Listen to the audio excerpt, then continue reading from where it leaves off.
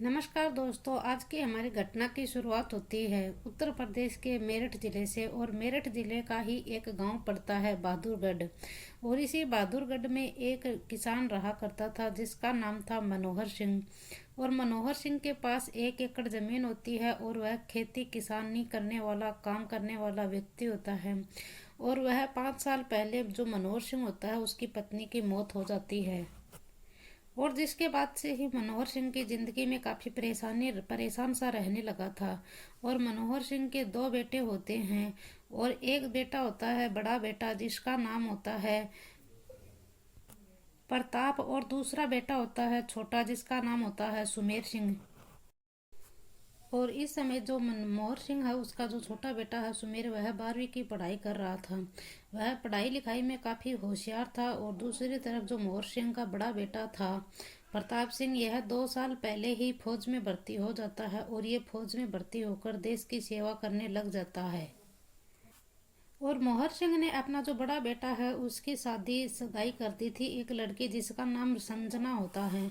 और फिर मोहर सिंह ने तय कर लिया था कि जो इसका बड़ा बेटा था प्रताप ये छुट्टी लेकर आएगा 20-25 दिन की।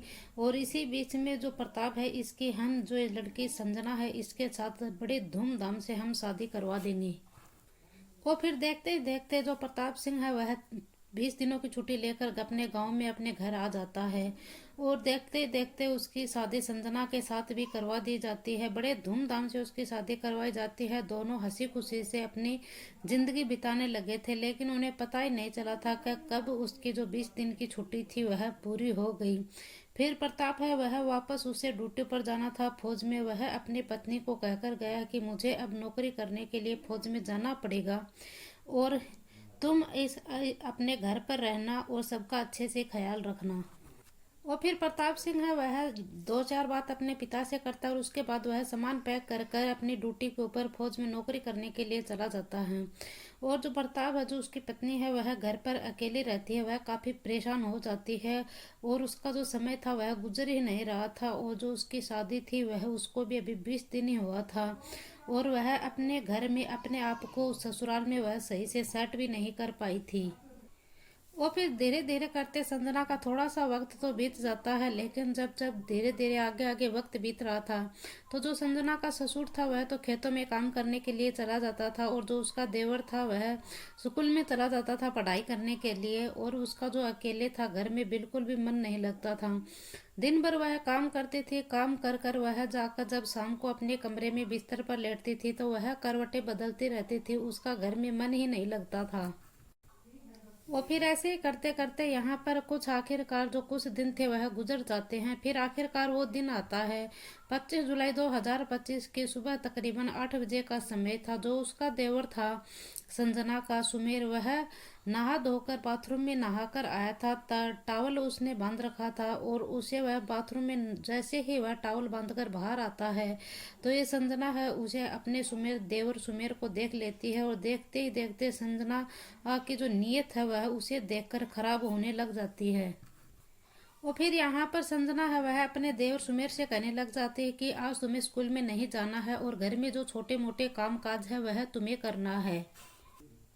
फिर सुमेर भी यहाँ पर बहुत खुश हो जाता है। वह सोचता है कि चलो आज तो स्कूल की छुट्टी हो गई है, आज तो मैं घर पर आराम से समय बिताऊंगा। लेकिन उसे नहीं पता था कि जो उसकी भाभी थी वह उसके साथ क्या करने वाली थी।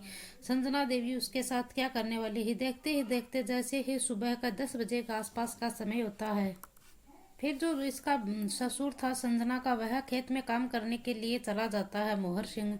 और जैसे ही मोहर सिंह खेत में काम करने के लिए चला जाता है तो संजना है वह यहाँ पर सुमेर को आवाज़ लगाती है और उसे बुलाती है। सुमेर जिससे कहती है कि अब जो तुम्हारे पिताजी हैं वह खेत में चले गए हैं और अब घर पर तू और मैं अकेले हैं, हम दोनों अकेले हैं। फिर सुमेर है वह इस संजना की बात अपनी भाभी की बात वह समझ जाता है। और फिर संजना है वह सुमेर का हाथ पकड़कर अपने बेडरूम में लेकर जाती है। सुमेर है वह इससे अपना हाथ छुड़वाता है और बोलता है कि भाभी मैं ऐसा कभी नहीं कर सकता। और फिर यहाँ से जो सुमेर है वह अपना हाथ छुड़ाकर घर से निकल जाता है। फिर संजना सोचती है कि जो संजना के अरमान है वह तो धरे के धरे ही रह जाते हैं। वो फिर जो संजना का ये सोचती है कि न तो मेरा पति काम का है और न ही मेरा देवर काम का है। संजना सोचती है कि अब तो मुझे कहीं और दूसरा ठिकाना ही खोजना पड़ेगा। और फिर देखते ही देखते यहाँ पर थोड़े दिन और गुजरते हैं। गुजरने के बाद आखिरकार वो तारीख आ जाती है। 25 अगस्त 2025 के सुबह तकरीबन 10 बजे के आसपास का समय होता है। संजना है वह घर पर बिल्कुल अकेली होती है। वह कपड़े धोती है। कपड़े धोने के बाद वह कपड़ों को सुखाने के लिए छत के ऊपर जाती है।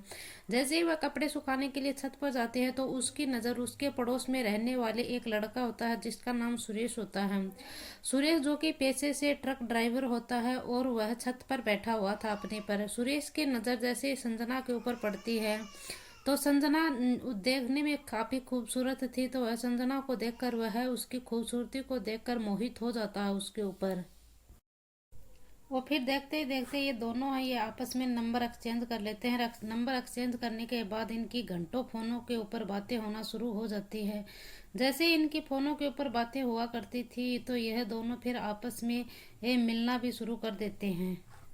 वो फिर एक दिन सुरेश है वह संजना से कहता है कि मुझे किसी ज़रूरी काम से घर से बाहर जाना है 5-7 दिन के लिए। तो संजना ये कहती है कि तुम घर से बाहर जाने से पहले एक बार मेरे से मिलने के लिए मेरे घर पर आओ। तो ये सुरेश है यह अपने घर से आता है मोटरसाइकिल उठाकर और संजना के घर पर आता है। जैसे संजना इसके अपने घर का दरवाज़ा खोलती है, दरवाज़ा खोलने के बाद सुरेश को लेकर अपने बेडरूम में चली जाती है। दूसरी तरफ जो सुमेर होता है वह स्कूल की छुट्टी होती है, वह घर पर वापस आता है। तो घर पर आकर देखता है कि जो घर का मेन दरवाज़ा था उसके अंदर की डोर थी वह अंदर से बंद थी।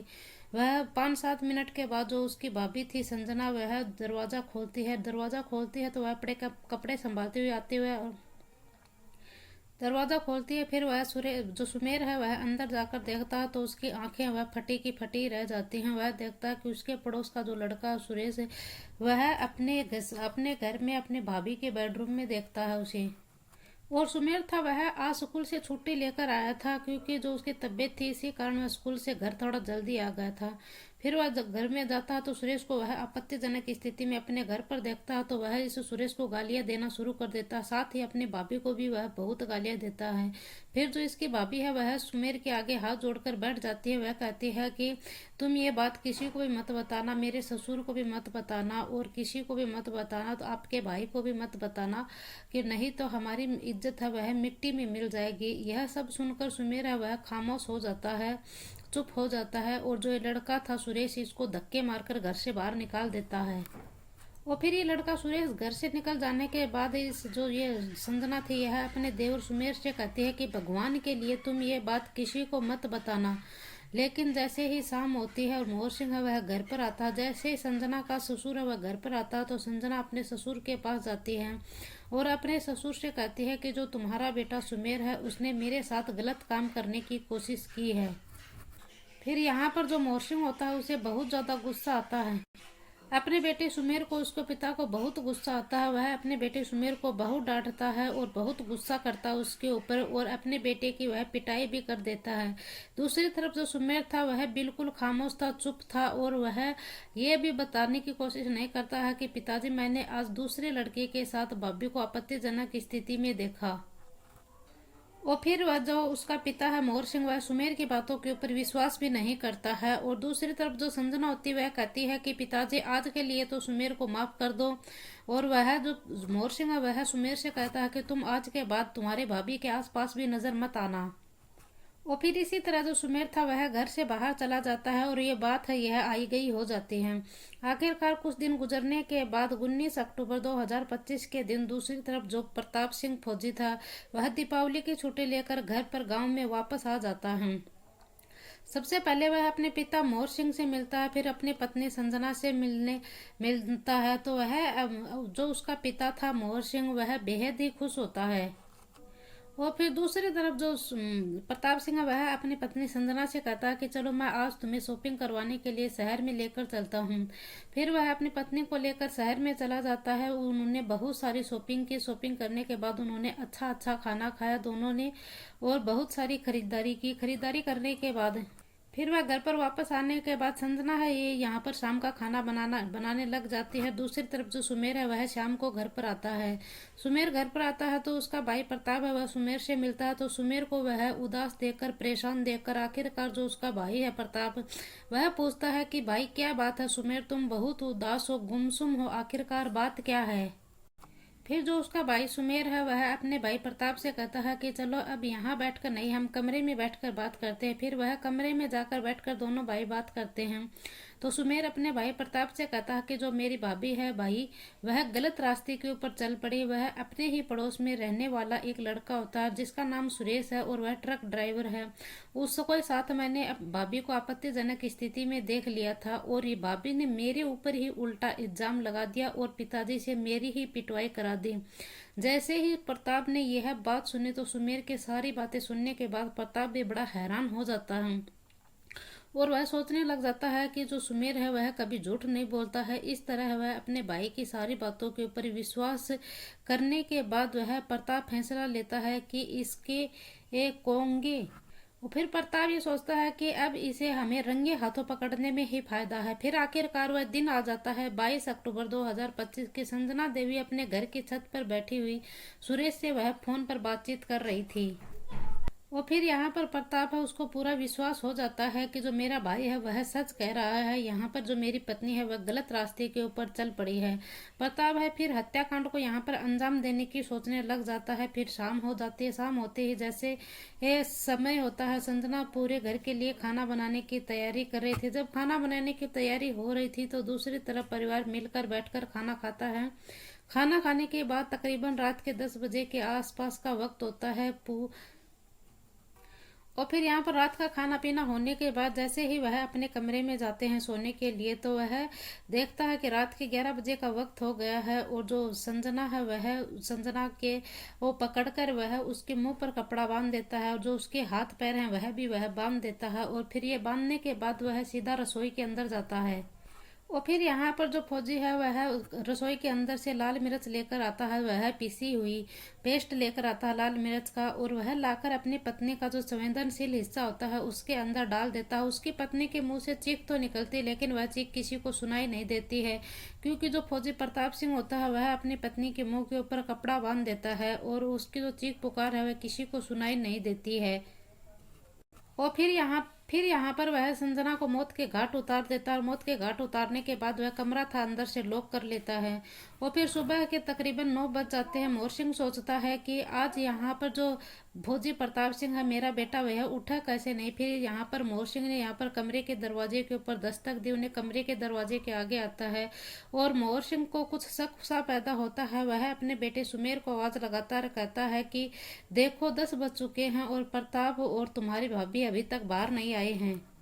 और फिर यहाँ इन्होंने दरवाज़ा खुलवाने की कोशिश की लेकिन अंदर से कोई रिस्पॉन्स नहीं आया, दरवाज़ा नहीं खोला गया। तो फिर तकरीबन 11 बजे के आसपास सुमेर और उसके पिता मोहर सिंह ने दोनों ने कमरे का दरवाज़ा है वह तोड़ देते हैं। तोड़कर जब कमरे के दरवाजे कमरे के अंदर जाते हैं तो वह देखते हैं कि जो संजना थी उसकी तो लाश पड़ी हुई थी और जो उसका पति था फौजी प्रताप सिंह वह पास में बैठा हुआ था। फिर यहाँ नज़दीकी पुलिस स्टेशन में कॉल किया जाता है। करीबन आधे घंटे के बाद यहाँ पर पुलिस पहुंच जाती है। पुलिस वह संजना के शव को बरामद कर लेती है और फौजी प्रताप सिंह को गिरफ्तार कर लेती है। प्रताप को पुलिस स्टेशन ले जाया जाता है, वहाँ पूछताछ की जाती है तो पुलिस के सामने उसकी पत्नी गलत रास्ते पर चलने की वजह से प्रताप सिंह ने उसकी हत्या कर दी थी। उसकी जो पत्नी थी उसे ट्रक ड्राइवर सुरेश के साथ उसकी आपत्तिजनक स्थिति में पकड़ लिया था, जिसकी वजह से उसने अपनी पत्नी को मौत के घाट उतार दिया था। दोस्तों, इस पूरे घटनाक्रम का सुनाने का उद्देश्य मेरे किसी को दिल को ठेस पहुंचाना नहीं, किसी को परेशान करना नहीं, बल्कि आपको जागरूक करना, सचेत करना। जय हिंद, जय भारत।